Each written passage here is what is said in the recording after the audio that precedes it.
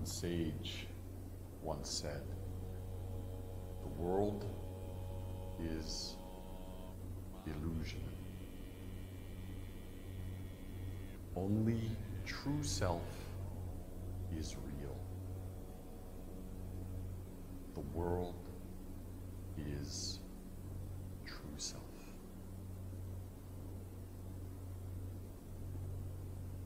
Zen means understanding my true self.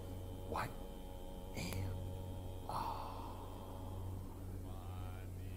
When I was born, where did I come from? When I die, where do I go? Now, we are living in this world, very chaotic. Many things coming, going, changing, non-stop. So much change and movement, so much chaos, so many shadows. But that's just the outside form of this world. It's an illusion. Like shadows, like the appearances in a dream, this outer world is just an illusion. It's a temporary combination of light and shadow, of name and form, of time and space, all of it created by thinking. So this is just an illusion. When we believe this illusion can catch us and control us. That's the way most of us live. The next line is, only true self is real. When the Buddha stepped out of his mother's side, when the Buddha was born, according to tradition, he took 7 steps and said, in all the heavens above and in all the lands below, only I am holy. Only this true nature is real. So in all the cosmos above, with supernovas and black holes, planets, stars, exploding nebulae, the creation and death of universes, and in all the lands below, all of the cultures, civilizations, books, movies, artifacts of civilizations, under all of that, and above all of this, there's only one thing that is truly significant. There's only one thing that truly, exists. Only one thing is truly real. Our true nature. Only one thing is truly worth study. Then the third line. This whole world is true self. This entire reality is nothing more than mind. So in Zen we say, mind is Buddha, Buddha is mind. Everything is created by mind alone. So what is this mind? Every day we say I, my, me. Hundreds of times every day, thousands of times. Even in our sleep, we're saying I. Oh, does that person like me? What does that person say? Oh, this is that person I saw in high school I didn't like. I, me, around and around and around and around and around and around and around, non-stop. We even wake up from an 8-hour sleep and we're still tired because this I is rotating around and around and around, completely created by thinking. So where does I come from? So philosophy explains I. All religions talk about I. Zen teaching is insight into the nature of where does this I come from? So this body is American. I have a Buddhist name, an American name. But all of these are just created by thinking. My parents gave me one name. My teacher gave me another name. This body appears and disappears, appears and disappears, appears and disappears. But there's one thing that never appears and never disappears. It never comes, it never goes. It's never born, never dies. It's not male or female. It's not pure or impure. It never appears or disappears. So what is this thing? It's not even a thing. So Zen meditation is not a religion. It's not an ideology or a creed. It's not a dogma. It's not a belief system. It's not even a way of life. Zen just means meditation. Meditation just means looking. What am I? So when we sit there in formal meditation, sitting in this basic posture, legs crossed or sitting in a chair, the body erect, but not tight, clear, straight, centered in our breathing, and our breathing happening in our center, this area below my navel. Eyes down, half open, gazing at the floor. Not looking or searching, gazing lightly at the floor. Eyes open, ears open, nose open, tongue, body, mind. So in this position, in this basic architecture, we sit with full attention to the breathing. Natural, clear, not forced, not some sort of artificial Zen breathing that we've gotten from some samurai movie.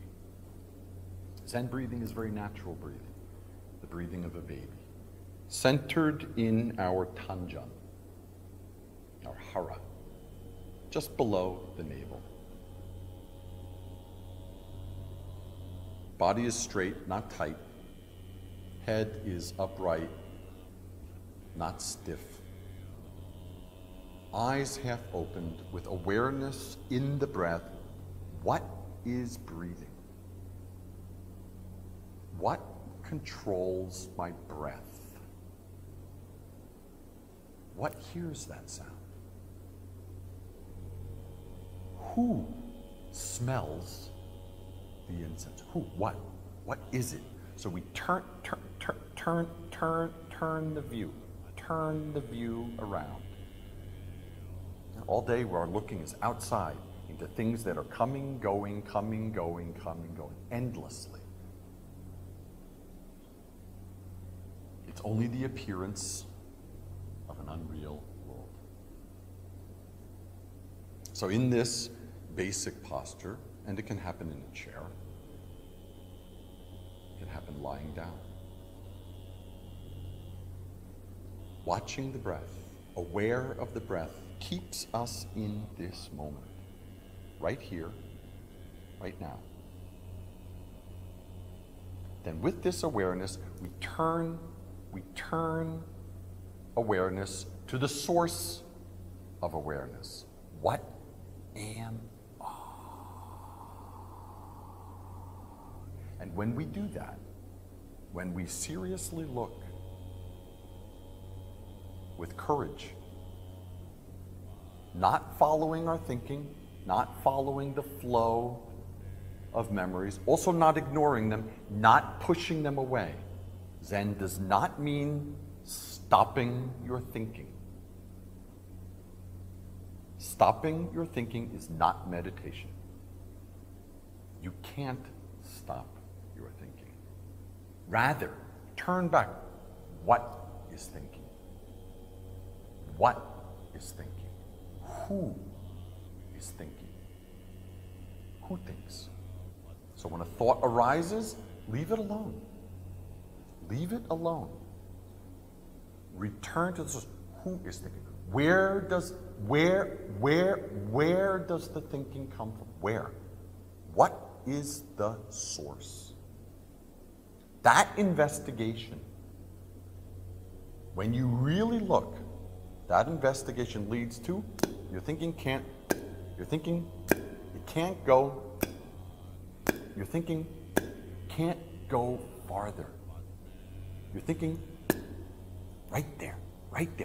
Before thinking arises again, before thinking. There's no coming, no going. There's no male, no female. No pure, no impure. No God, no Buddha.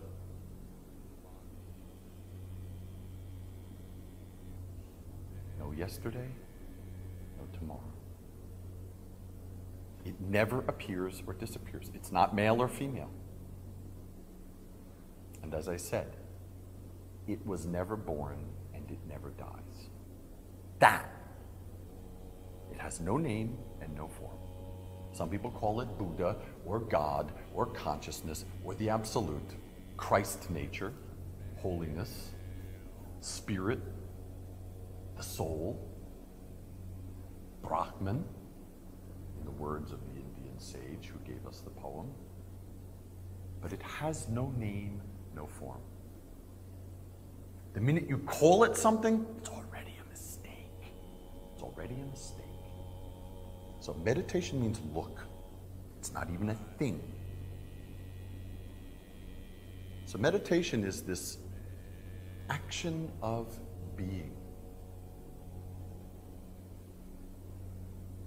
To be with the breath and to look at, what am I? And when you really ask, when you really look, not as a question, what am I, as a conceptual, intellectual exercise, when you really look, all thinking is completely, in that instant, cut off. At that point, before thinking. My teacher, the great Zen master Seung Sahn, for teaching purposes, called it don't know. Christian mystics used to call it not knowing. The cloud of unknowing. Osho Rajneesh called it no mind. Some people call it beginner's mind. But it has no name, has no form. These are just teaching words. So meditation means being with this awareness, the very source of awareness. Thinking coming, thinking going, leave it alone. The great Suzuki Roshi once said, in your meditation, leave the back door and the front door open. Let thinking come and go. Just don't serve it tea. Just don't give tea to your thinking, because then it wants to stay. So meditation means leave it alone. Leave the back door and the front door open. Don't close off anything. Rather, return to breathing. Return to breathing. Natural, effortless breathing in your center. And this investigation. What am I?